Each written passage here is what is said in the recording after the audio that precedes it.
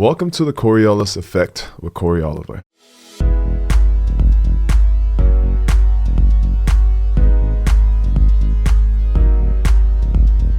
Hi guys, I'm Corey Oliver. Thanks for watching the Coriolis Effect. Please hit the subscribe button below, and we hope you like this episode. Hi guys, we wanted to announce that like many podcasters, we just started a Patreon account. Visit our page at patreon.com/the Coriolis Effect. We have 5 different levels of membership and offer early access to episodes, behind the scenes footage, bonus episodes, shoutouts, and much more, including personal phone calls, questions and answer sessions, and live chats with Bob and me. That's patreon.com/the Coriolis Effect. Good morning, Bob. Good morning, Corey. How are you? I'm good. I just actually realized that we have those Flix cups over there, and I'm wondering if we should have one on the... We can. I'll put one on the desk for the interview. Yeah. So... That won't see because I have to zoom in so close to get your beautiful mug on the thing, and then we don't get to see anything else. Can I have the violin? Yeah. No. But what I could do is I could put it on the 2-shot. You can see it in the 2-shot. Yes. So... For people out there, a 2-shot is when 2 people are in the shot. Yes. Well, it's funny because I call it wide, and everybody said, no, it's a 2-shot. It's a 2-shot, yeah. I said, no, it's a wide. It's a 2. What if they're 3 people? Then they call it a 3-shot. Well, Right. what if they're 2 people, and then one comes in, does it automatically become a 3-shot? And then when the one walks out, does it go back to a 2-shot? So I have all these questions. Yes. Well, let us know. I wanted to just say that I love the Goodwill. Oh, yeah. Yeah. To buy or to drop off? Well, obviously to drop off, I do that, but to buy. Obviously, I bought things every I got this sweater for like $3 Oh, my God. at Goodwill. Wow. And you can get the best little Let me finds. see again. Sometimes, Looks really sometimes nice. it takes, it has a little detail right here. You can't see it. It has a little zipper, but Oh, very cool. it sometimes takes a while to, sift through that stuff. Right. But I have a It's lot worth of, it. I love secondhand shops. That would have cost at least $5-6 in a real store. Okay. No, it's actually, I think it's like Ann Taylor. Oh, so 12, 14? I love Ann Taylor. I have to applaud you that you can buy that because it's a really good looking shirt and it doesn't bother you of the 47 people that wore that before you. You know what? I wash everything that I get from there, but... I don't think the washer washes out cooties. Oh, why would you even say that? Because how many people have worn that before you? Here's the thing. Just trying to burst your bubble. I don't live in fear, for one thing. I bless it and pray over it for another. And you know what? It's like... You should wash it in holy water. Okay, now you're really... No, not like all holy water, just like 2 drops of holy water in the washer. That's what Irina does in every wash, and we have a great... No, Speaking of she doesn't do holy... that. Speaking of holy water... Hold on, you got 2 stories? No. Okay, go ahead. I have one I'll story. listen to I have you 2 now. stories. Your turn. I'm going to tell you the word-for-word exchange I had between myself, if that's the proper grammatically way to say it, and a security guard at Burbank Airport. Oh, wow. So I had to go up to Reading, and I flew back, and I landed in the airport, and anybody who doesn't know Burbank, it's like a 2-terminal airport. It's real small. You walk right through. You get off on the tarmac. So I get into the terminal, and I'm walking towards the front doors, and the security guard says, "Sir, you need to wear a mask when you're in the airport." And I said, "I'm on my way out of the airport." He said, "You still need to wear a mask." So I stopped and I said, "What happens if I don't put a mask on?" "Then you'll be asked to leave the airport." And I just leaving looked the at him airport. puzzledly and said, "Okay, where do we go from here?" That's actually the funniest thing. Like, what? I don't. It's a guy who follows the rules but doesn't understand the rules. Now, another one I heard was Graham Allen was telling a story. He had to go to Walgreens. See, I think it was Walgreens. And he had to buy a prescription for his kid. So he went to walk in. They said, "Sir, you cannot come in without a mask." He said, "Well, I don't have a mask." "Well, you can't come in without a mask. Can you give me a mask?" "No, but you can buy one." "All right, I'll buy one." They're on aisle 9. So they let him walk to aisle 9 past the pharmacy, pick up a box of masks, come back past the pharmacy again to the counter, buy the masks, then put one on, then go back to the pharmacy. Well, there's a girl, and I don't remember her name. I wish I knew it because she's worth following and watching. She did a whole expose on Starbucks, and I frequent Starbucks. I don't go through the drive-through, but she did, and she was in her car, and she did not have a mask on, and she ordered, and when she went to pay, they wanted her to put a mask on to pay, and she said, "I don't have a mask," and they said, "Well, I'll give you a mask," and she said, "You can give me a mask, but you can't give me my drink." Like, this is so backwards. It's just so strange. He said, "Ma'am, the rules." Well, Now, I don't know if it's actually a rule or if it's just a. I would like credit for holding my tongue and not saying that you've told that story on the air 4 times. Have I really? This is the fourth time we've told that story, yes. It's a good story. Well, I would like you to insert the other 3 times here. You know, if I had time to go find them, I would really will. like that, to see that. You know, I would. Very big productions with lots of interns and lots of workers actually transcribe everything so they can go back and search it. Yes, So- of course. Call me out on it. I'll have everyone transcribed, and I will find that story at least 2 or 3 times within the next 20 days. Did. Okay, within the next 20 days. Kate, I have a job for you. Now, my other story is, Okay, sorry. as we talk, remember Irina buys from Zara. I'm going to go which with is- Irina. Yeah, I know. Irina buys from Zara, which is a great, great store. And they ship it to you, and they have a return policy, 30 or 60 days, whatever it Yes. is. Return anything for any reason. So frequently, 2-3 times a month, we get these Zara we get the Zara packages 5 times a month, but 3 times a month, we have to go to the mall and return them. Yes. And then I find out yesterday, as we're going to the mall return it, that she bought a $10 item. But because it's not free shipping until you get to $50, she intentionally buys 2 more items to get over the $50 for free shipping, She's knowing smart. that she's going to return the other 2 items. Well, it costs more than $5 in gas to go to the mall and return it, so she's saving the $5 in shipping, but I'm spending more than that in gas and my time. That's 2 shirts at Goodwill. Yeah, no, for that, it's 10. Well, 3, it's like 16 shirts. I'm just yeah. saying, like, you know, that's... So now she purposely overbuys just so she can return it and get free shipping. Oh my gosh, I love it. Wow. She always looks great. Yeah, she And does. I love She does. Zara. Some of my greatest pieces are from Zara. Okay, who's the But guest having today? said that, for Christmas, my By the way, daughter... we'll cut most of that out for YouTube, especially the mass parts. But what's your next story? Well, for Christmas, my daughter got me. She's such a thoughtful gift giver. I love her. She's amazing. She always thinks of real personal items to get you. And she got me this box that are full of verses. And so... Purses or verses? Verses. Biblical verses? Yes. Are there any other?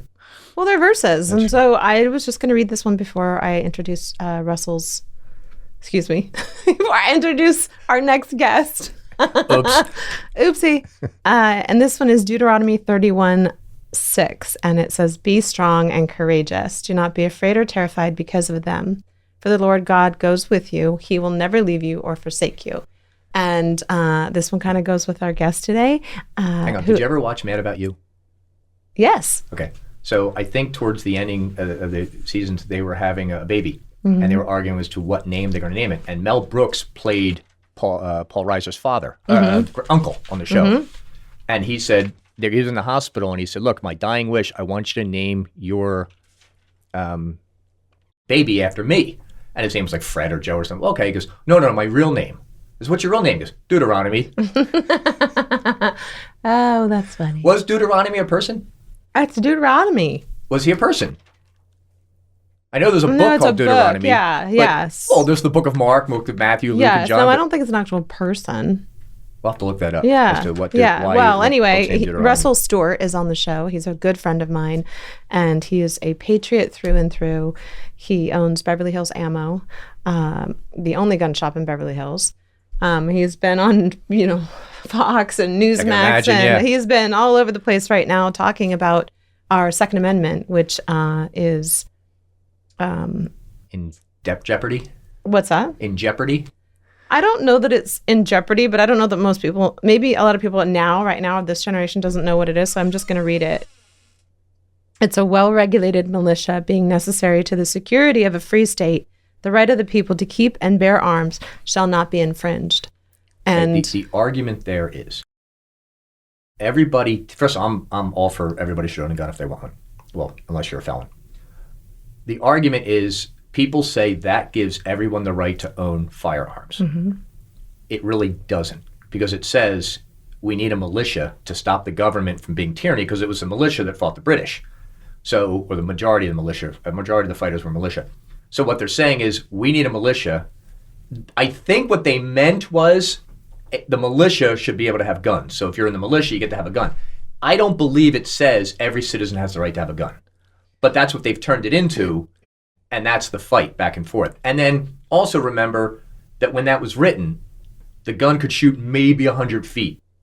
Now you've got guns that can shoot, 100 yards at 45 rounds a second. So it's a whole different world. And then there's a lot rocket to talk launchers about and everything else. on this subject. I think everybody has their own opinion, but I think that it, basically at the end of the day, it's the right to bear arms. It's the right to defend yourself if somebody comes at you and is, beating down your door, coming into your home, where you have a lock and an address and it's your also, safe and haven. your person on the street. Right. And so, yes, not everybody should own one, but we're going to talk today to him. He's booming. He's literally by appointment only.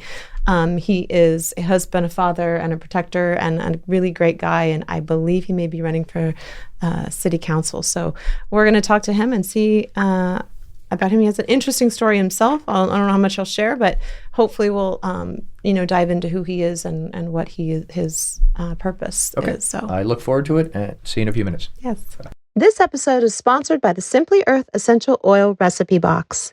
Do you have essential oils sitting unused on your shelf? Have essential oils always confused you?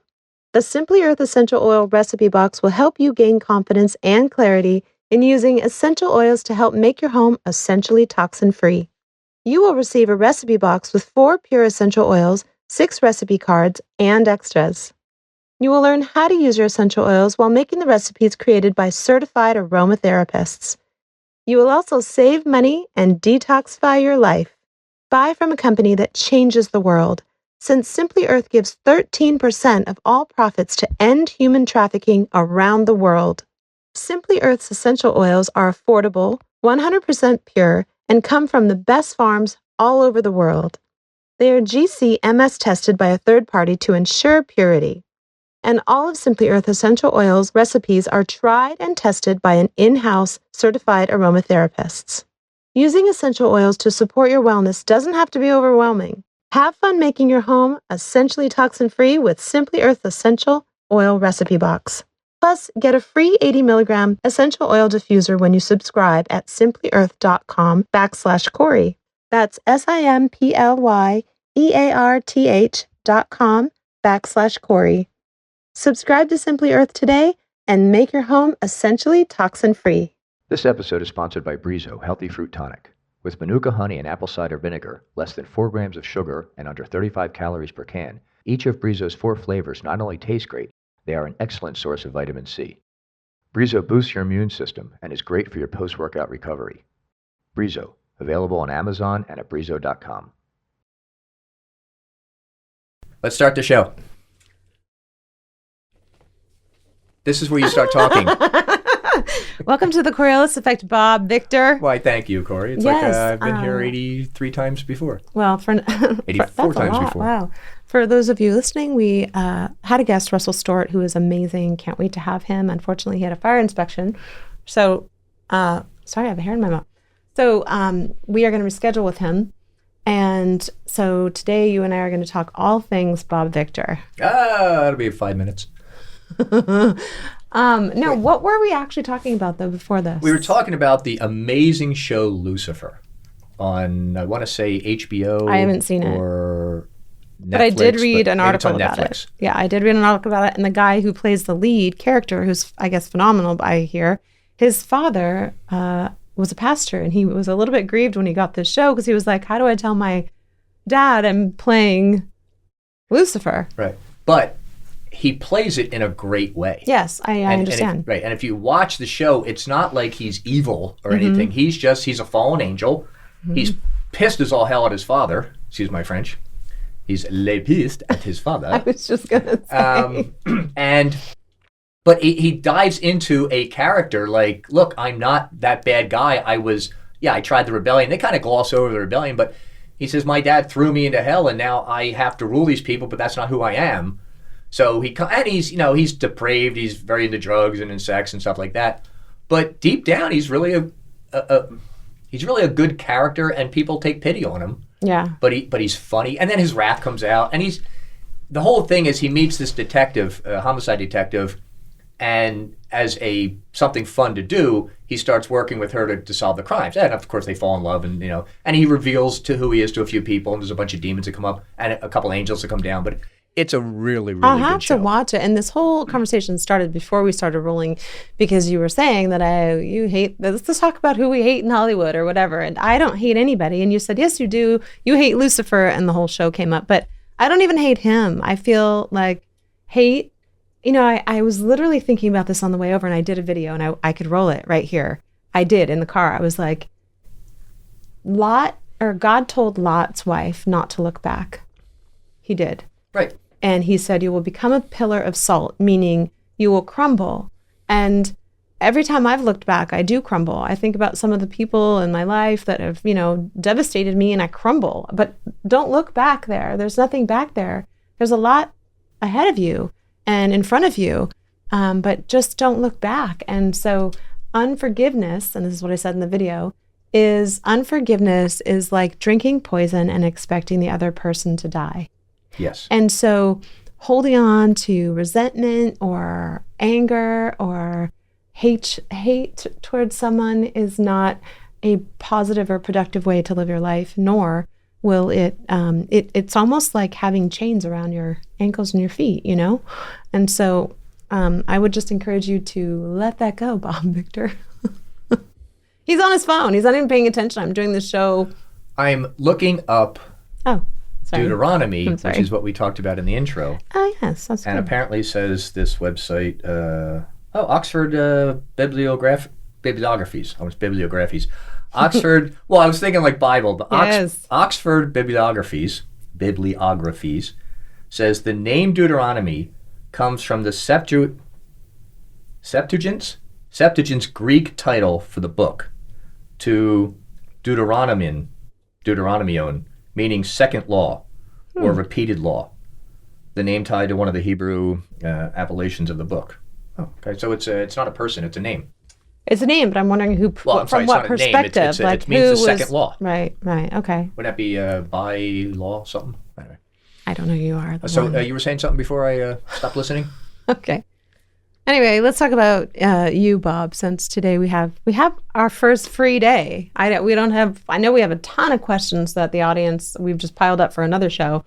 But today, how about if I just ask about you, Bob? You can ask me anything you want, Cory, and I will tell you some things and not others. Okay. I'm a very Here private, he's going like I'm a this. Very You're private. No kidding. You won't even come on camera. It's tough being on witness protection. Oh no, that's crazy. Why don't you tell her about the movies we're thinking about doing? Well, actually, I wanted to talk about this show that my daughter called me and told me to watch. She's like, Mom, you have to watch this show. I watched it from beginning to end. It's amazing. And so it's called Seinfeld. It's called Friends. It's called C. Cheers. I couldn't think of another one. SEE. Right. And it has Jason Momoa in it, who, is phenomenal. But Aquaman. Yes. And where did he get his start? Atlantis. Okay. Well, he's also married to Lenny Kravitz's daughter. What is her name? Why can't I think of it? Beautiful. I was going to say Felicia Rashad, but that's the mother. Why can't I think of it? Anyway, the film or the series is based on. It came out in 2019, and it's basically the very first sentence opening up this series says, a virus hits the world and has left 2 million people without sight. And Lisa Bonet. Thank you. The other one was Zoe Kravitz. Yes. I figured it was Lisa Yes. Bonet. The Cosby Kids girl. If you believe that someone can see in this world, good. I can't distract you from your story. Then it's considered heresy. Even though I keep trying. And so basically it's like the piano, the chopsticks, and the Yeah. But so I'm watching this show and I'm like, this is crazy, because I don't want to give the whole thing away, but he ends up having 2 kids that can see. And so it's almost like reflecting biblically, if you will, where it says, you will have eyes to see and ears to hear, and people will know me by my voice. And it is an interesting, if you watch it from that perspective throughout. I'm on the 2nd season. It's very bloody and gory, but they really do give you a good insight of obviously being blind and not being able to see, and how they've lived their life. And it's 600 years in the future. I was going to say, this is set 12 years in the future? 600 years in the future. And so there's like this one jail that has electricity, and they've got all the books in it, right, from all the years past. So they know that we existed. They know that we had guns. How do they read books if they're blind? They don't. They have these like knots that they read. In Braille? Mm-hmm, but there's a few people.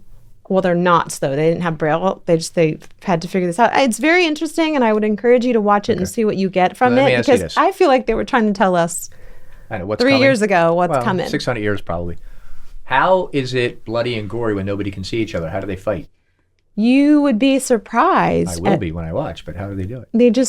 They learn to, and they are very incredibly aware of their surroundings. You can feel like it's almost like a heat-seeking Is it missile, like right? bats where they have developed sonar? I don't know if you're messing with me or not now. I'm just trying to tell the story. It's Okay, so what's the phrase? The one-eyed man is king in the land of the blind. yes. Is that from the Bible, or yes. where's that from? It's I've not heard Is that that in the Aesop's Bible, Fables? but it could be. Right, the one-eyed man is king in the world of the blind, right? Mm-hmm. In the land of the blind. Here's the thing. It is just in life, I always say this, like, just do the right thing, be honest and tell the truth, and be kind and compassionate and loving. And you just see these people, they're at war with each other too. I mean, they've got, people fighting for their lands and for the power. And it's like, I'm just honestly one of those people. I just feel like, can't we all just get along? Would you throw me one of those drinks? The lemon ginger? I don't have any water here. The third, lemon ginger. I don't want to throw it. Just throw it. I'm going to catch it. No. Throw it. Please throw it. No. Throw it. Throw it. No. I'm not throwing the Just throw it right here. I'm going to catch it. Oh, you have please. a button ready. Just throw it. Oh, I see. You Throw have the a new drink. button. You have a new button. Hey, way to screw around. Use your new Sorry, I'm button, editing all Bob. this out. Go. Throw the drink. Go.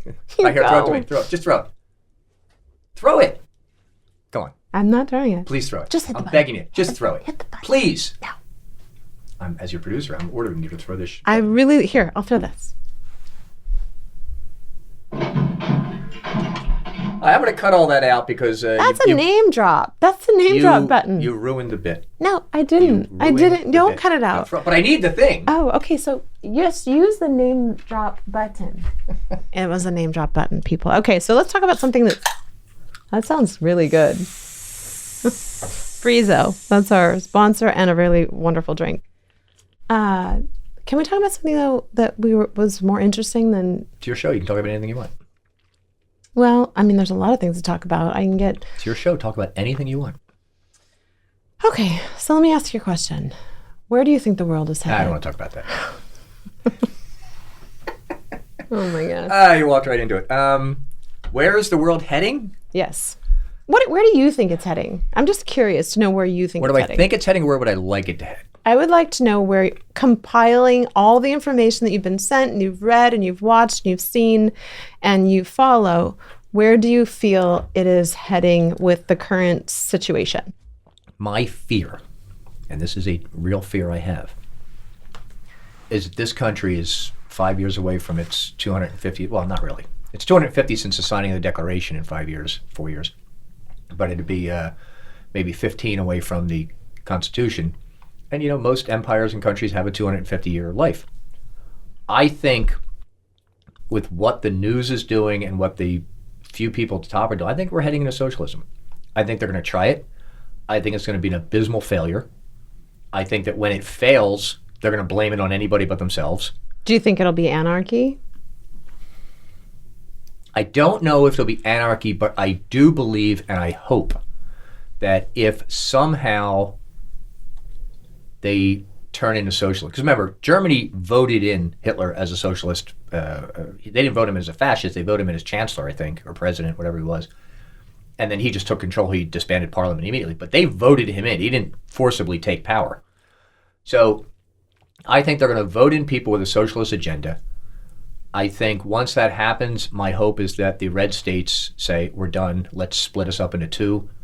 And there are two schools of thought on how that's done. And one of the problems is the blue states have both oceans. But I would not have a problem with splitting up into the eastern and western United States, or north and south, or however you want to do it, provided that the two entities have a joint defense pact and are not warring with each other. But what will happen is, in my humble opinion, the state or the country that stays in the capitalist system will take off. The country that goes to socialism will be done in 10 or 15 years and then be begging to come back. But they also won't admit that they're wrong. They'll somehow, so the fear I have is they're either going to blame us for their problems or they're going to try to start a war with us to bring us in.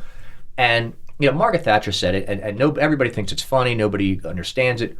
She said socialism is great until you run out of other people's money, and that whole system is based upon other people make the money, we spend it. And well, interestingly enough, this show, and I'll go back to it just because we're talking about this right now. We did not plan this, but it's the facts. It's an ad lib show. I didn't write the show, see? I'm just telling you, Right. In that show, 3 years ago, it was released, which meant it was filmed 4 to maybe 5 years ago, right? In that show, the Queen talks about the New World. Right. And the New World Order, and the New World, and the New World, and the New World. And it was constant. We've all heard at this point there's an NWO coming down the road, correct? I mean, We've all heard it. We don't know what's real and what's not. But it's interesting that there are these subtle interjections in our society and in our televised programs and our movies that is suggesting the same thing. And I'm watching it in my mouth. I'm just looking at my dad and my stepmom. I'm like, can you believe this is going on? Like, well, the problem is that there is 1 or 2 countries that they call socialist. I think Norway, Denmark, Sweden, or whatever they are. They're not really socialist. They're capitalist socialist countries, but they're not true socialism. They're not Argentina. Or is Venezuela, Argentina? well, we What's may the want socialist to country? save this question for our next guest today because he's from Well, Denmark, and we'll talk about that later. But What's the one in South America? Is it Argentina or is it Venezuela?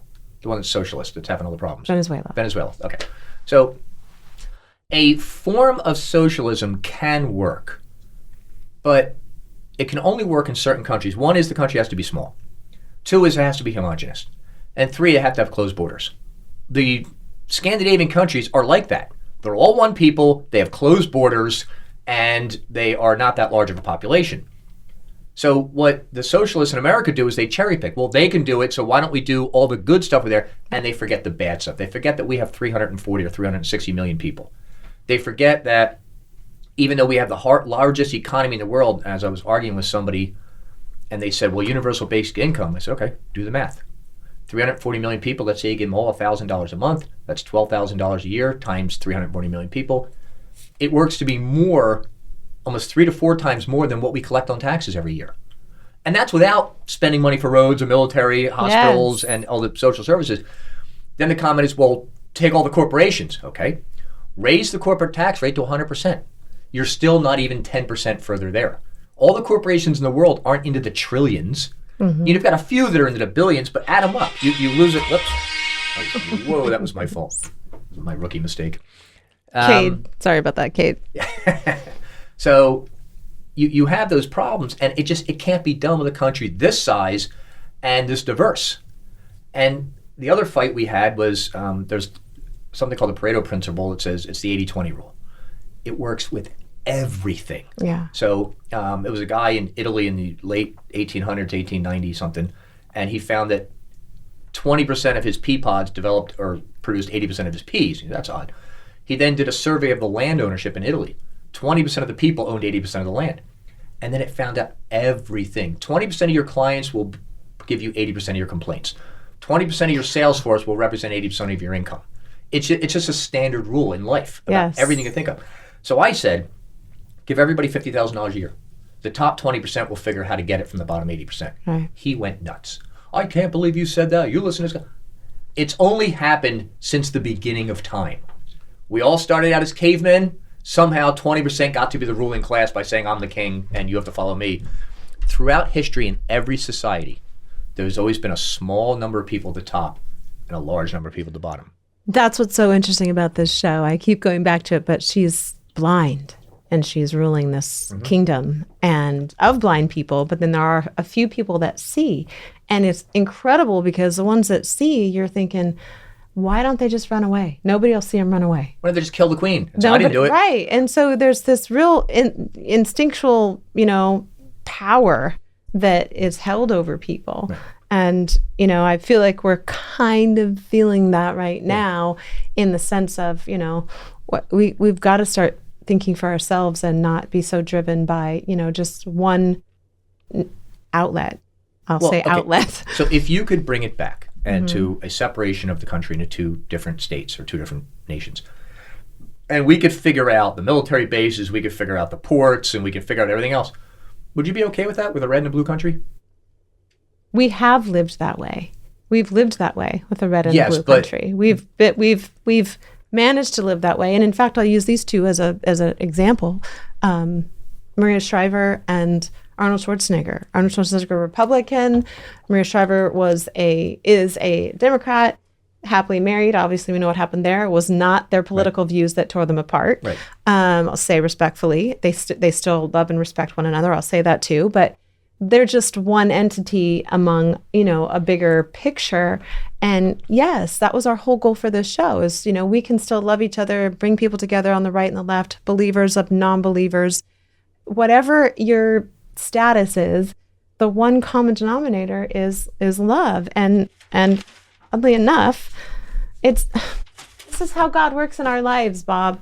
This was my next card that I was going to read, and I'll read it right now. It says, "And now these three remain, faith, hope, and love, but the greatest of these is love." This is 1 Corinthians 13:13, and I continue to do this because in my life and in your life, you have people that come along. They are there for a reason, a season, or a lifetime. They're there to teach us, to guide us, to help us, to nurture us, them as well. But at the end, we should be able to live in harmony with the differences. We can't all think alike. We can't all be the same. Let me tell you why that can't happen. Okay. One side is content with saying, we will live the way we want. Another side says, no, you have to live the way we tell you to live. I understand that. And that's that's the major fundamental divide in the country, is that one group of people are not content with living the way they want. They want everyone to live the way they want. It was the same thing up until the 80s, 90s, and 2000s with the conservatives not liking the homosexuals in the same-sex marriage. It had nothing to do with them. Two guys or two girls get married. It has nothing to do with them, but they couldn't be happy knowing that two guys were together. And it's just let other people live their lives. They had to tell them how to live their lives. And until I get laws to prevent murder, to prevent theft, to prevent larceny, to prevent attacks on people and Right. all kinds of stuff. Because you can make laws to prevent people from doing things. Mm-hmm. You can never make a law that requires somebody to do something.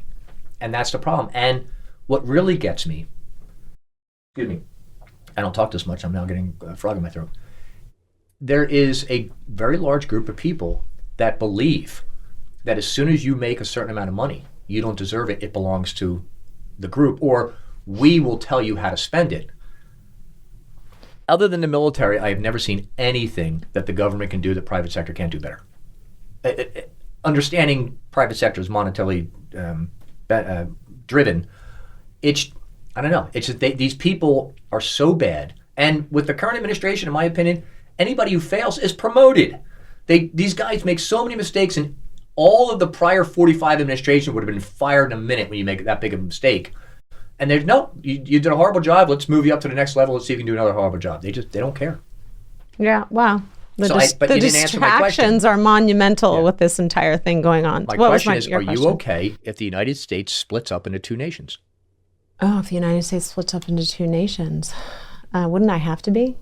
Well, are you okay with it? If Yeah, there was a I would vote, have would to you be. vote yes or no? Assuming everything can be worked out. That's a real difficult question to answer because I have such an incredible group of people in my life that are of all walks of life. And then I would say to myself and to them, you know what? Here we go. We're splitting. You still get to talk to them. There's free travel between the two countries. It's like West Virginia and Virginia, North and South Dakota. States split sometimes. I think I would Virginia's have split to be because of the okay with war. it. I wouldn't want it. I just wouldn't want it to be that way. I am hey, let's talk about this and get along. I want to, address the situation, not just shove it under the rug. And that would be and by the way, we all know how that would end. I mean, in the long run, that would just implode. You remember Goodwin O'Tuno? Yes. His comment was, gone are the days when two people can have a disagreement and then go across the street and have a beer together. We're at a point now, for reasons which I know, but I'm not going to talk about, where not only do we disagree, they hate us. Yes. And they hate everything about us. Yes. There's so many people on the left that I'm friends with and everything else, and we have completely different viewpoints. I don't hate them for their viewpoints. Never. No. If we talk policy, I can see it in their eyes. They hate what I'm saying. They can't listen to it. And then I've had friends who won't talk to me anymore because I have a different opinion than them. Okay, their problem. But it has gotten to the point where if you're not us, we don't want to talk to you anymore. So I don't think there's going to be a way where the country can come together as one, because they're teaching these people in school. I mean, my daughter came at me with a couple of these viewpoints. Well, this is the way it should be. And Sammy, I'm going to sit down and show you in history what happened. They didn't teach me that in school. No kidding. They didn't teach me anything about that. By the way, I did a movie about it. Which one? You did a movie? Yeah, it's called God's Not Dead. And if you look at the credits at the end, it's all cases, attorney cases, legal cases that are up against the colleges and the professors and the people that are trying to, dismantle that there is a God and he exists. Right. I mean, there's just... And the schools are now a little more concerned with teaching them dogma or philosophy, and in my opinion, indoctrinating than they are. I'll tell you what, and I put this on myself, and I think we talked about it the other day. I said I failed my daughter as a father. My daughter is living in Denver, and she said, I don't have, my lights are out. I said, we'll go to the store and get light bulbs. And I cringed at her next statement when she said, I don't know how to change a light bulb. And I dropped the phone. Her. I said, oh my God, I failed you as a father. I'm going to go ahead and say, you may have when you get a bottle of soda, do you know how to turn the cap off? Yeah, same thing. Just lefty, loosey, righty, tighty, and turn the light switch off first, though. Yeah, so I said, turn it on, make sure it's not hot. Yeah. Yes, turn the electricity off. And I grant that should have been so, but I realized she's never changed a light bulb in her life. Yeah, we did everything for him, didn't we? Yeah, oh my God. Yeah. So yes, no, you're right. I mean, my grandma used to go visit her, and we'd sit in these two big chairs, and she'd pull out this little tiny piece of fabric. And she would literally, every time I went to visit her, I would sew a button on that fabric. Okay. And she taught me how to sew. And every time I sew anything, like last night, I was sewing a hole in my new Goodwill shirt. And honestly, I think of her. And it's like the things that you leave to your children. I come from a very old Italian family, and my grandmother was a seamstress. My grandfather was a wallpaper hanger. My mother, before going to law school, sewed her own clothes and stuff. So I was taught before the age of 10 how to cook, how to clean, how to sew, how to type on a typewriter that had no keys, where you push a button and the arm comes up. Yes. All these life skills. And I remember being in 4th grade, we had to take home ec. And all the other boys remember, like, I don't know how to do any of this stuff. So I remember 2 things. One, I remember we were making scrambled eggs for breakfast. And the teacher was like, oh, you put the eggs in there. Then you get those hand crank beaters. And everybody's using these hand crank beaters. What are you doing?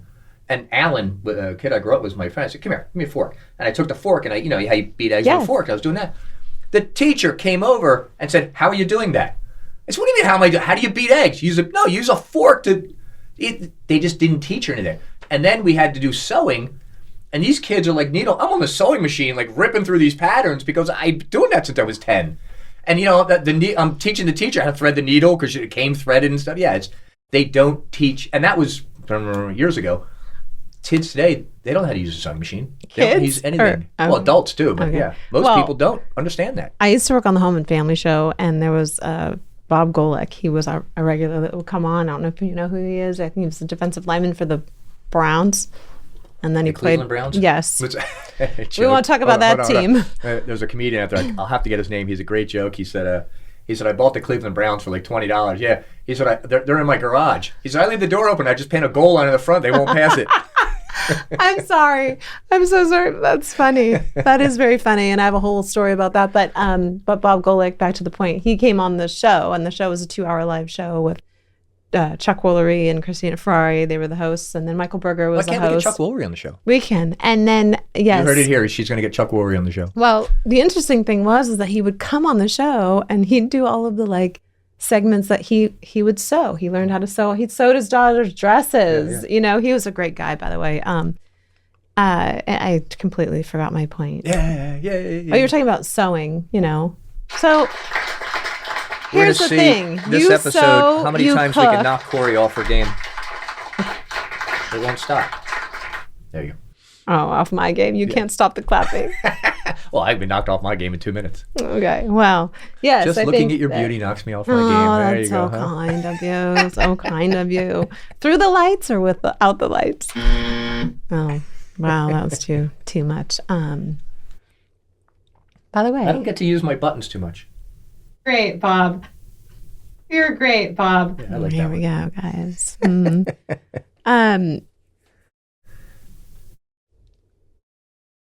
I know. Sorry, Cade. All those clicks for Cade. Sorry, Cade. What were you talking about, Mrs. I forget? No, I was talking about Bob Golick, and I was talking about him knowing how to use the sewing machine, and I don't even know how to use the sewing machine. And so I think, life skills is what we're talking about. We also talk about Bob Saget passing away. We can talk about Bob Saget Such a passing sad, away. sad news. Yes. He was It's very funny. interesting because I know there was video, which I can say this, there was video of him speaking about how he had just gotten boosted not long before that. What did he die of? Of what did he die? I believe it was a heart attack, and he was traveling. I'm in Florida, maybe at the Ritz-Carlton, I think. I don't even know. I read somewhere, so I could be I thought wrong. it was like a hotel room where they found him or something. Yes, and so I don't know exactly what it was, but He was so funny, and he started out as a comic, and then he got Full House, and he got America's Funniest Videos, and he would talk about it because his stand-up is some of the most dirtiest stand-up you've ever heard. But he played such clean characters on both those shows. You wonder, though, because I know a lot of comics, and I know you do too, and a lot of and they'll tell you themselves that a lot of their pain comes from personal experiences. A lot of the show comes from their Yes. pain. Yeah. And so Richard Jeni, Robin Williams. some they're of all- that content, you have to wonder, where did you just pull that out, or was that something that you've experienced or gone through? Well, it could also be that he is so, on those shows, he was so repressed. So when he got it and do his own stand-up, he could do whatever he wants. My favorite joke of his, I heard this joke in college. He was doing, I think he might have had a guitar, and he was just doing real quick one-liners. He says, I'm nuts over my girlfriend. She's that tall. You can't see, but I can't he's see, but holding I his put my hand by right. my waist. Right. Yeah. Right. Right. And he would just do those very quick jokes, and you're like, yeah. And right. so he's going to be missed. He was a great, great guy. You knew him? No. But I'm going Just to miss him because he was a his great guy. personality Yeah. I gotcha. I saw him 3 times in concert, never met him, never talked to him, but he just seemed like a really, really nice guy. Thanks for calling me out on that. We've lost a few. Yeah. We've lost a few. We lost Betty White, who I actually had the opportunity of doing Right. her makeup and hair on the Home and Family show, and she was lovely. Who else? Oh, Sidney Poitier. Really? Yes. When? Last week.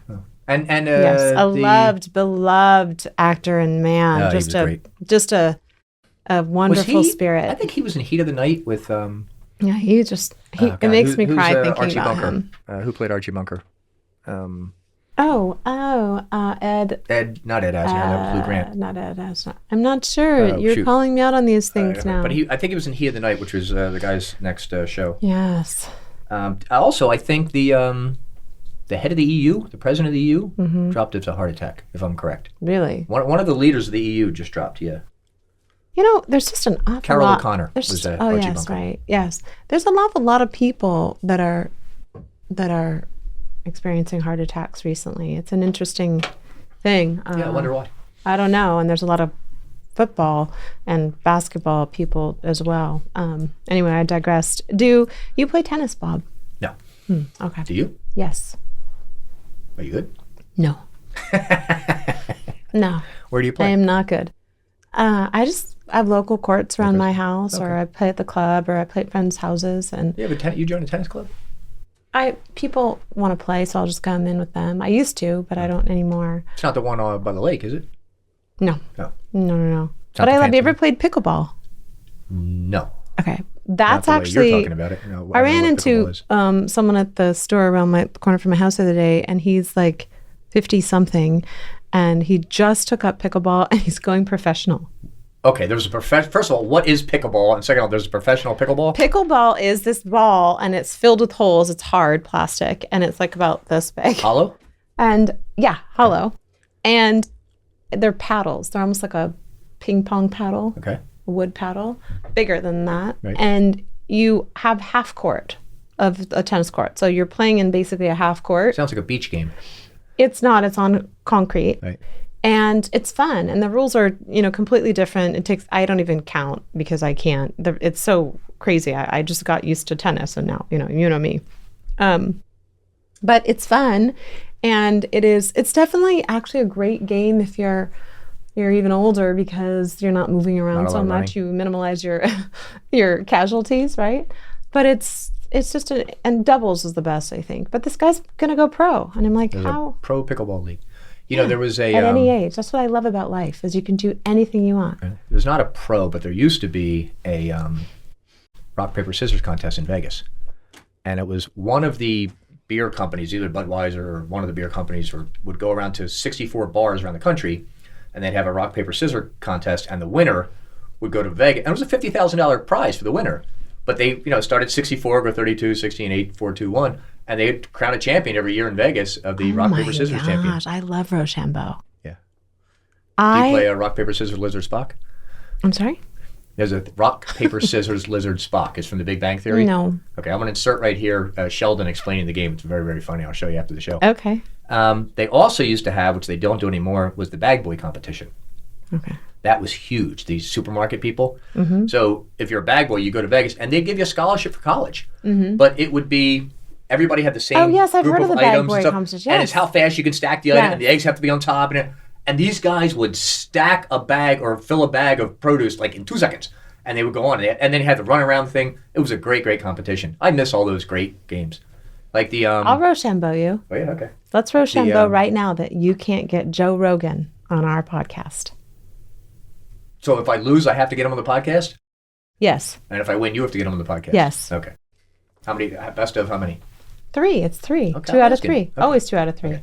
So you go 1, 2, 3, go? Yeah. Ready? 1, 2, 3, go. Ah, you won that one. I threw scissors, she threw Okay, paper. fair enough. 1, 2, 3, go. Both 2 rocks. Okay. 1, 2, 3, go. I was trying to I get threw in a your rock, head. she threw scissors. Joe, I'm coming for you. Joe Rogan, Well, I I'm coming knew- see, to here's get my you on our thought. show. My thought was when I threw rock, she thought I would think to I throw did, paper to I cover did. the rock. So you always go the same thing twice because they're going to compensate. It really is one of those mental games, I'm telling you. And you can get in a sync with people and know where they're headed. There But was a well done, you. Great game. Hang on a second. You okay? No, I'm dying. Just, Irina? make sure the will's signed. I'm just going to say, if it's mouth to mouth coming up, I'm out. Yeah. Oh, it looks like you're dead. You know the old joke, right? No. 2 guys are in the woods, and one guy gets bit in his genitals by a snake. And he says, you got to help him, go get a doctor. So the one guy runs to town, said, Doc, my friend's been bitten by a snake. What do we do? He says, you have to suck out the poison. And so the guy comes back. He says, what did the doctor say? He said, you're going to die.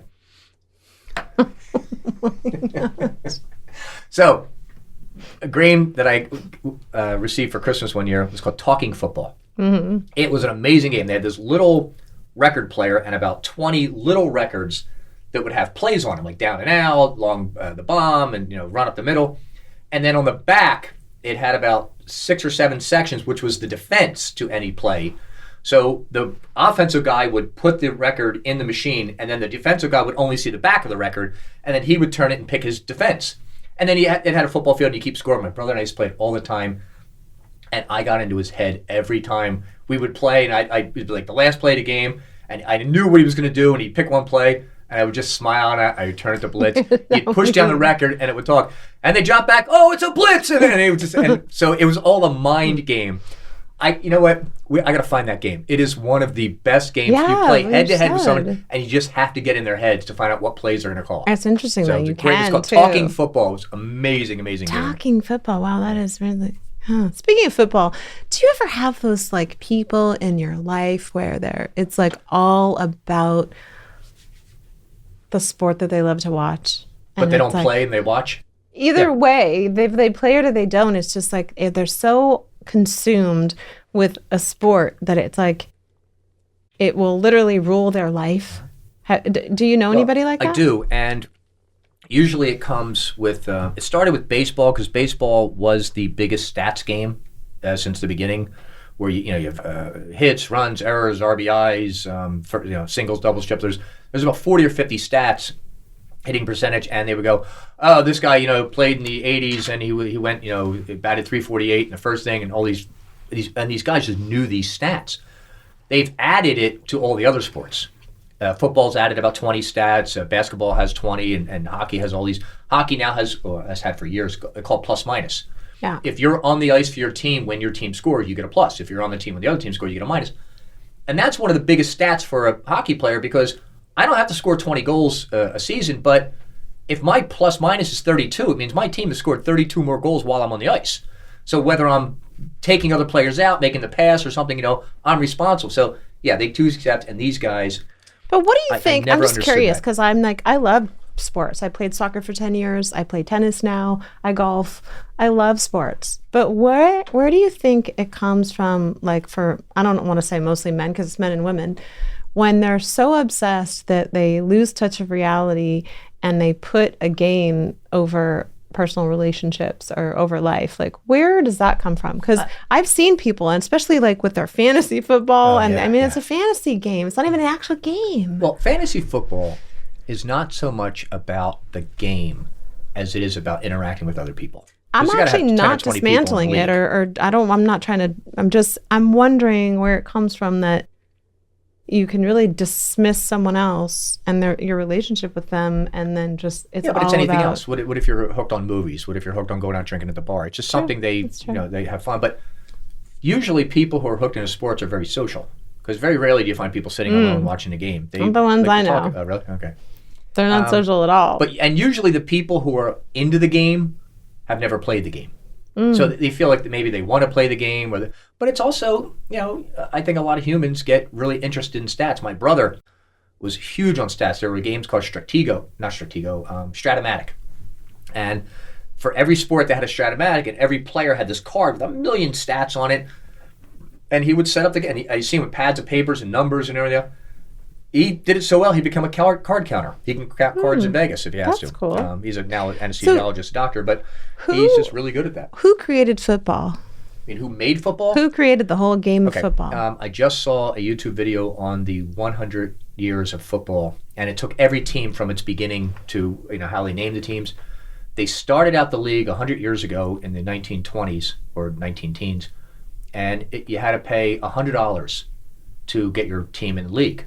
And they don't have 8 or 9 guys on a team. And a lot of the teams didn't even have logos because they just didn't need it. They didn't think about it. The Bears, Chicago Bears, one of the oldest teams, they weren't the Bears. They were some other team and then became the Bears. And they still had the C. So that was their original logo. And that's why the Bears have the C. The Bears. The Bears. But, okay, so... I have the answer to that question right now. So it says, who invented football? The game has ancient origins, but in the late 19th century, Walter Camp helped shape football, the American kind, into the sport we know today. So that's the 1800s? 19th century, yeah. All right, put that down. Who created baseball? I don't have to put this down. I have to look that. I don't know. No, you can't look it up. Everybody knows who created baseball. His name is the Babe same. Ruth. No. He was just very good at it. No. His name is the same as if you hit the ball and get 2 bases. Hit the ball and get 2 bases. When you hit the ball and get 2 bases, what do they call it? A double. Right. So who created baseball? His double. Close. In and out. Close. And they didn't have lights, so they had to play during the... Night double. Dark double. They didn't have lights, so they had to play during the... Candle double. If you don't have lights... And you can't play at night. When do you play? Dark double. Day double. Close. Reverse Daytime it. double. Reverse double it. Day. Yeah, Abner Doubleday. Oh, created baseball. My goodness. That was a rabbit hole. If you don't have lights, you have to play at night double. No, the opposite. I have told you in 83 other episodes I'm dyslexic. When we play Pictionary, different teams. No, don't worry. No. Okay, so now we have to find out who. I remember the basketball. It dates back to like the Incas, but I remember reading something that some gym teacher in the 40s or 50s put an apple basket on the wall for gym and taught kids to throw a ball in it. That kind of became the common day basketball. Hockey was actually a military sport. and they would use sticks and these things to hit at the other people back in in the cavemen and stuff, and then the different tribes would come together on ice with sticks and these little black things, and they would literally shoot at each other in kind of a warring fashion. You know, Bob, you are totally just made an that up. absolute wealth of I information. just wanted to see how long I could get you going with that. But and, that was and I'm totally like made thinking up. you should be on a game show, like some kind of. You always do that. It's like, and by the way, you sell it. I know. It's like you really sell it. I'm like, wow, that's interesting. Okay, I'm going to give you the trick that my father told me, how you can sell anything. Right? And this is, any guy who want to be a lawyer out there, or a woman who want to be a lawyer out there, remember this. Right or wrong, always be sure. You can sell anything. That's very You can sell ice interesting. to an Eskimo. It's very interesting. I saw this thing last night about dog training, and the guy was so emphatic about it. And he said, if you want to train your dog,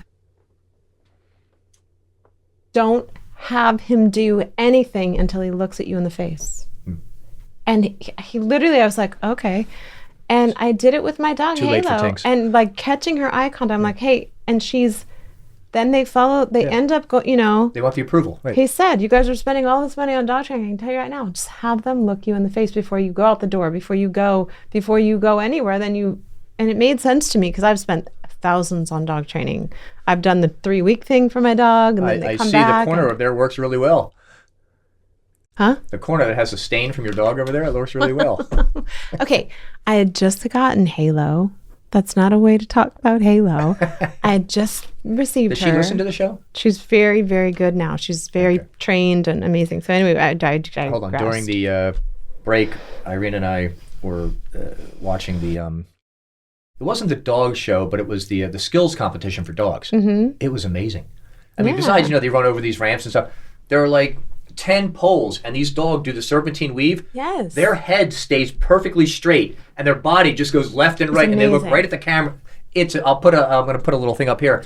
It's amazing what these dogs do. They and have they're an so excellent quick. command of those dogs. They're just very well trained. I don't have that kind of influence on anyone or anything in my life, not even my dog.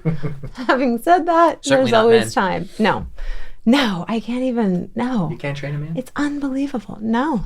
I actually, here's the funny thing is I have never wanted to train them. Why do you have to train them? They're grown men. Why do you have to train a man? I don't know. Most women, and excuse me for our female audience, but most women, when they get married, figure they need to change the guy. No. And on the flip side, very few men want to change the women. I There are a actually few, just but- wanted them to be who they said they were. Yeah, well, that's true. Yeah, you can't That's do pretty that. much it. Irina says that all the time. Just be who you were said never you like were. this. Well, yeah, we got married. Why would I be like that? That was my getting you. Now I got you. What do I need now? I'm going to go with her. She said, you need to start exercising more. Why? I'm married. Who do I have to impress? What are you writing down? I was writing down dog show video, and there was another video I wanted to put up that you didn't write down. I didn't. I actually wrote a clip that I want, though, Oh, for what sure. clip do you It's want? the Rochambeau clip, so I can send it to Joe and get him on our podcast. Oh, okay. Yeah, that's it. What else do I have to tell our lovely audience? You know what? I just want to take this moment to say thank you to, again, I know we do this all the time, but I really am truly grateful for the people that tune in and listen and are there and comment and are been a part of our lives and given input, and we are grateful for you and we love you and we are excited about what this year has for us. And Happy New Year. Yes, and this will come out in February, and be Happy New Year. Yes. What were your resolutions, the non-court ordered ones? I actually I don't have any court resolution.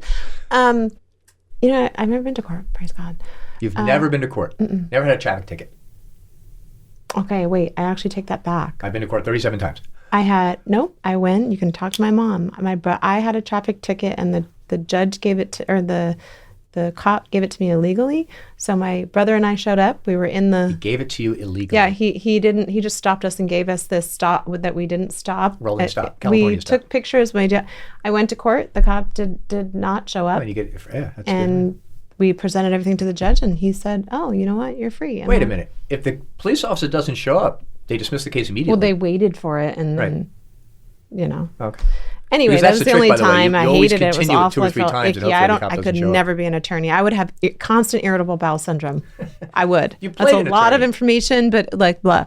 So I did play an attorney. I am so and writing a script where you're an attorney in court. I'm going to write that. I could play it. Okay. I could definitely play it, but it just would give me anxiety to know that two people are sitting across from each other that don't like. I would be like, can we talk about this and just make peace? Nope. I just want One's to got make to win, peace. one's got to lose. Or if I was a divorce attorney, I just want to get everybody back together. Like, That doesn't happen. do you love him? Yes. Do you love her? Yes. But she blah, blah, blah. Okay, well, let's just sit down and like work this out. Because guess what? The grass is only green where you water it. What do you get when That's they it. say, do you love him? No, I hate him. Okay. I would say, well, the chances are you're going to go into the next relationship and do the same thing because, you can go around the mountain or you can go up the mountain. I already met somebody else. We want to get divorced so we can get married again. Well, see you in a few years. I told you about the oldest client Keep my ever walked card. in my office. Lady walked in her late 80s. She's 86 or 88, and her husband was 92, and not on his deathbed, but definitely on like a ventilator. Definitely wasn't doing too well. This is about 20 years ago. And I talked to her for 30 minutes. I said, why do you want to divorce him? He's cheating on me with his nurse. I said, he's in bed. He can't even wake up. He can't say, I know he's cheating on me. I said, okay, but let's take this realistically. He's 92. Without trying to sound crass, how much longer do you think he's going to live? And then you get everything anyway. He needs to know I divorced him before he dies. And I said, okay, go home and think about it. I never talked to her again. But yeah, she was so mad at him because all in her head, this 92-year-old man who's bedridden on a ventilator was cheating with like a 34-year-old nurse who, forget it. But in her mind, she believed it. And she said, he needs to know that I do. I said, you know what? Just tell him you got divorced. He won't know anything. How sad. Yeah, it is sad. I think I'm going to go ahead and say there's a little more pent-up anger than that. She probably got tired of watching him do We've been that together kinda- 78 yeah. years. Not another day. But you know what? To those people that are like bah humbug to marriage, like I'm the poster child for not even getting the chance to have worked through a lot of those life circumstances with someone. And, like I just said, the grass, actually, who is it? Oscar? Meyer? No, who's Oscar? Meyer. No, the director. Oscar Wilde? Maybe. I saw a Oscar De Lorenzo? 30-second commercial Oscar Madison? that he had. I wish we could find it. who's Oscar Madison? No, he was the Oscar Madison was the baloney guy. No, that's Oscar Meyer. I'm Who's just kidding. Oscar Madison? He was Felix Unger's roommate. Yes. In. Odd Couple. Yeah, there you go. Can I have a button? Some kind of button? Anyway, I saw this commercial. It's 30 seconds. I'll have to find it. It's out there somewhere. But he went on TV and said, divorce isn't all it's cracked up to be. I'm in my second marriage, and the grass is basically not greener on the other side. It's only green where you water it. Right. Okay, so my 2 comments on divorce. One, I was driving in Arizona years and years ago, and I saw a billboard, and it was a divorce lawyer advertising, and he said, divorce is $149 when until death do you part is taking too long. Mm-hmm. Yeah. So, thank you. And then Bill Burr does a great bit on divorces. He said, I don't know why people still get married. He said the stats are, 50 to 60% of people get divorced. He said if you were going parachuting or skydiving, they said 50 to 60% of these parachutes don't open. Would you jump out of the plane? Right. Yeah. So he said, is this the line to stand in to lose half myself? That kind of stuff. Yeah. But out of all the people that you were a divorce attorney. A part of my practice was divorce. Part of it. So out of the people that you see, what was the percentage that they've gotten back together? I had one couple that I did their first and third divorce. Same 2 people. Married the same person? Yeah. They got 3 divorced, times. married. They got divorced, married and divorced 3 times. I did their first and third. And then I they said, why did finally you come to me separated? for the second? Well, I did his first and third. The only couple that I know should have stayed together was this really, really nice guy, Southern guy, I can't think of his name. And he was tall, almost like Howard Stern tall, and married this very beautiful woman who worked at Victoria's Secret. So I represented him. And all I remember is he was on the stand. I thought the judge fell in love with him. The judge was a female, and she had Google eyes at him as he was testifying. It was like, we couldn't believe it. But so they separated. They were still living together. They drove together to the court. We did the trial. Then okay, honey, let's go. And they drove home. And then they separated later, but they were just like, stay living. Why are you guys separating? Oh, this, that, and the other. Did they stay together? No, they eventually moved out because we got them divorced. But that was, he was just, he had that southern speak. He was this tall, thin guy, great looking. And it was just, every woman just fell in love with him when he talked, including the judge. So she's like, whatever you want. Yeah, no, she made a fair ruling, but it was funny as heck. That is funny. Oh, by the way, we glossed over this. Let's teach me how to play tennis. I always wanted to play. Really? Yes. Okay. I'll go get a racket and we'll go play. I have 3. Okay. Yeah. Irina can go. We can. You two can play because you're going to need to have the court. Are you saying we need 2 on our side? We need 2 to my 1. And bring 3 of my friends? Yeah. No, I'm really honestly not good at all. I want to get better. And the only way to get better is to play with better people than you. But I will take one for the team. Well, then I'll get better because I'll play with you. Yeah, it's fun. Okay. And it's one of those sports I wish I'd played when I was younger. I played soccer, but I can't go out and do a soccer game right now. I'd hurt myself. But tennis you can play well into your whenever you're. Yeah, Johnny Carson used to play into his 70s and 80s. It's really great. I always say motion is lotion. Like you can't just sit sedentary as you get older. You can just go out and hit the ball, or play pickleball or whatever. I will teach you and Irina how to play tennis if you teach me how to play the piano. Okay. Ariana got me a piano, and I can't seem to form a band, so I'm going to become a one-man band. one woman band? I may be playing chopsticks to every single one of my songs. You're not going to put those letters on the keys, though? No. Okay. I did not. I listened to you. I did not put them on the keys. We usually, at the end of every show, have a word association test. I've not written down any words for this word association test. So do you have any word associations? No, you can ad-lib it. Just say the words to me, and I'll ad-lib it. Okay, kind. Nice. Okay. Politics. Horrible. Faith. Questionable. Questionable. Yeah. I'm giving you the word questionable. Oh, faith. Oh, booby. You don't question faith. 2. What? Oh, you said booby. I said 2. Oh, the Coriolis effect. Fun for other people. Life. Too short. Irina. Lovely. Kids. Pain in the... Not true. Mine are. No, mine are actually very nice. They are wonderful kids. I don't know. I could go on and on, but I think we have enough, right? Enough, yeah. Okay.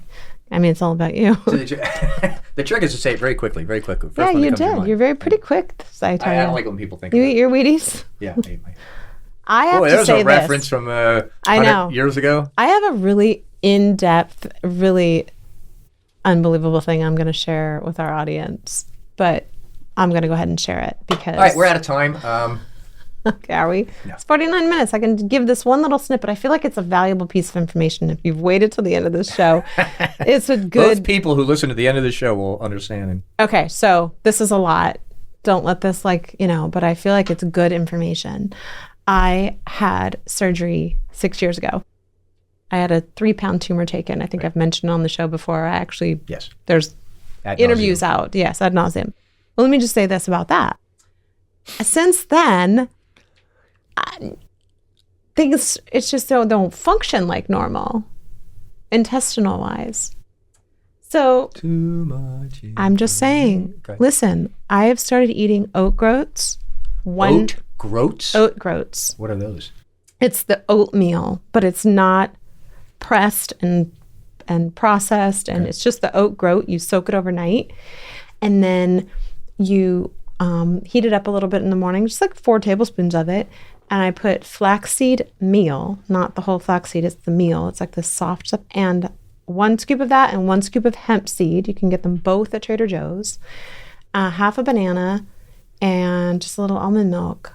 And sometimes I'll put some shaved almonds in there. I'm not a doctor. You're regular? Consult your physician. But let me tell you, it's changed my life. Back pain's gone. It took about a week. Back pain is gone. I just feel better, more energy. It's unbelievable how this has changed my health, my specific health. I'm just sharing information with people.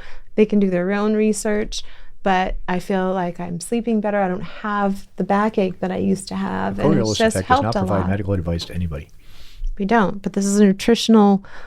You want to hear my bit of advice? Don't listen to. No, besides don't listen to anything Cory says.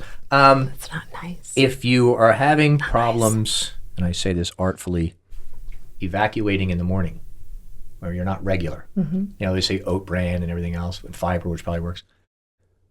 On the nights that I eat a full bowl of ice cream, I'm done with you. When I get up in the morning, I'm literally done with you. Pipes are clean. It must be a diuretic, or there must be something in the ice milk. Are you being serious? I'm dead serious. Do you have a brand? Those big round ones, you like those party packs you buy? The big giant ones. Yeah, the big ones, yeah. So I buy one of those, and it's called ice milk, I think. You're probably chocolate ice milk. lactose intolerant. Now, it may be the chocolate, because cocoa beans, I think, are diuretic. Coffee is a big diuretic. So it may be the chocolate that I'm eating. Are you eating coffee ice cream? No, I'm eating chocolate ice cream. But chocolate's made from cocoa beans, right? So as I'm thinking about it, but I eat like a big bowl of it, and I'm regular. So now I'm thinking, with people who drink a lot of coffee are very regular, because coffee is a diuretic. So I'm thinking chocolate ice cream, a big bowl before you go to bed. You wake up, you're 20 minutes later, your day is a lot lighter. Let's put it that way. Unless you're a diabetic, please do not try this. But there are a lot of different, remedies. But I will just say, telling people to do it. I'm saying it works for me, and everybody else will try it. That's right. No, I totally agree. And I don't know how we got onto the subject. I think I started it. But anyway, thank you so much for being patient today and tuning in and listening to just Bob and I. That was the wrong way to say it. It's Bob and me. Listening to Bob and me. Right. You wouldn't say listening to I. You say listening to me. Wow. I feel like, where's that little pointer? Correction. You're just going to go, bam, smack me with it. That's a ruler. Put your knuckles out. Did you go to Catholic school? No, but my dad did, and I know a lot of people that have, so, which I'm not knocking it. It just seems like they're all traumatized, but whatever. So thank you. Thank you for today. We look forward to our next guest, who is ironically from Denmark. Oh, very nice. Yes. That planned perfectly. With who else was from Iraq? From Denmark. Iraq? Who's Iraq? Where's Iraq, Bob? Huh. Denmark. Is that a new city that we don't know? You can make fun of me all you want. It's just getting all cut out. None of this is going to see the air. Denmark. We just had somebody from Denmark, an actor. Thomas Ernst. Thomas Ernst. Yes, Thomas Ernst. He was on. Mm-hmm. Yes. All right. Well, hey, thank you very much. And thank you. What do I say to end the show? And we're out. The Coriolis Effect is produced by JS Productions. Producers Corey Oliver and Bob Victor. Host Corey Oliver. And editors Bob Victor and Cade Bonsall. Hi guys, I'm Corey Oliver, and thank you for watching The Coriolis Effect. We hope you enjoyed the previous episode. Here are some more episodes you might enjoy. Hit the subscribe button below, and have a great day.